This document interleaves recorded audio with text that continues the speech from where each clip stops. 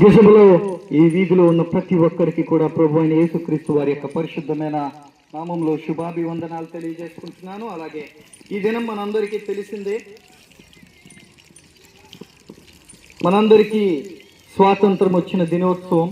దేవుడు మనందరికీ స్వాతంత్రాన్ని ఇచ్చాడు. మీ అందరికీ కూడా స్వాతంత్ర శుభాకాంక్షలు తెలియజేసుకుంటున్నాను. మనకి ఎప్పుడైనా సరే శారీరకమైన స్వాతంత్రాన్ని మనం కోరుకుంటాం. శారీరకమైన స్వాతంత్రం రావడానికి కారణం ఏంటి అంటే, ఆ రోజుల్లో పరిపాలించిన బ్రిటిష్ వారు కానీ మిగిలిన వారు కానీ మన శరీర శ్రమను వాళ్ళు వాడుకున్నారు.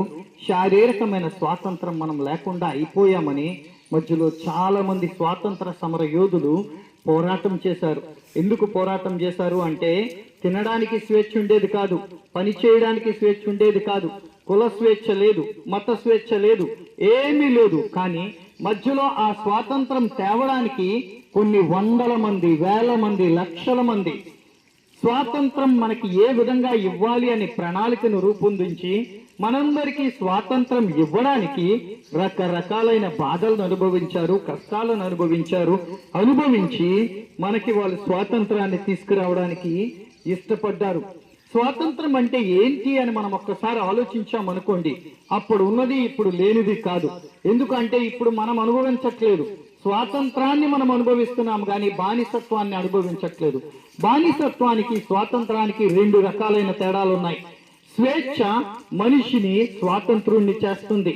ఎందులో నుంచి స్వేచ్ఛ కావాలయ్యా అంటే, స్వేచ్ఛ అంటే ఇష్టానుసారంగా బ్రతికేది కాదు, ఇష్టానుసారంగా నచ్చేది చేసేది కాదు, మెచ్చేది చేసేది కాదు. నీకు నచ్చేది చేస్తే స్వాతంత్రం అన్నది లేదు. నువ్వు స్వాతంత్రాన్ని సద్వినియోగం చేసుకున్న వాడి వలె అవ్వవు. స్వాతంత్రం అంటే ఇతరులకు ఉపయోగపడేది, ఇతరులు ఎగరగలిగేది. ఉదాహరణకు ఆలోచించండి, పంజరంలో ఒక పక్షి ఉందనుకోండి, బంధింపబడినట్టుగా ఉంటుంది. అలాంటి పరిస్థితిలో ఉన్నటువంటి మనల్ని స్వాతంత్రంలోనికి నడిపించడానికి చాలా మంది సమరయోధులు పాటలు పడి మనకి స్వాతంత్రాన్ని తీసుకొచ్చారు. 80 సంవత్సరాలు దాటుతుంది మనకి స్వాతంత్రం వచ్చి.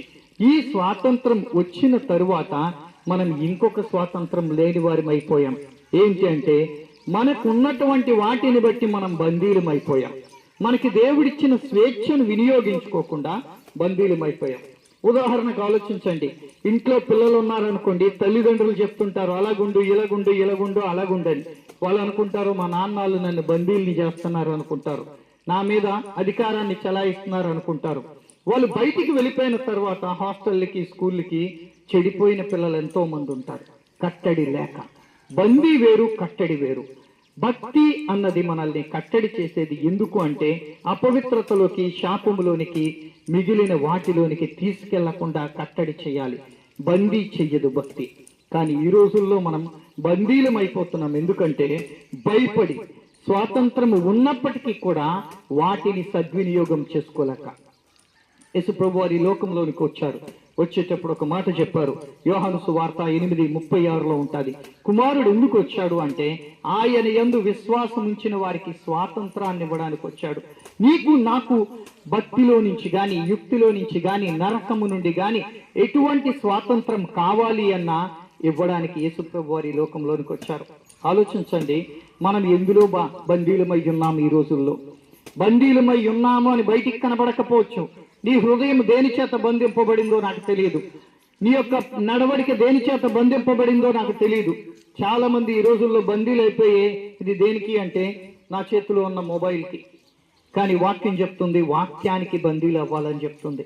వాక్యాన్ని మనం అనుసరించే వారిగా ఉండాలని ఎందుకు చెప్తుంది అంటే, ఆత్మీయత అన్నది ఒకటి ఉంది మనలో, ఆత్మ అన్నది ఒకటి ఉంది.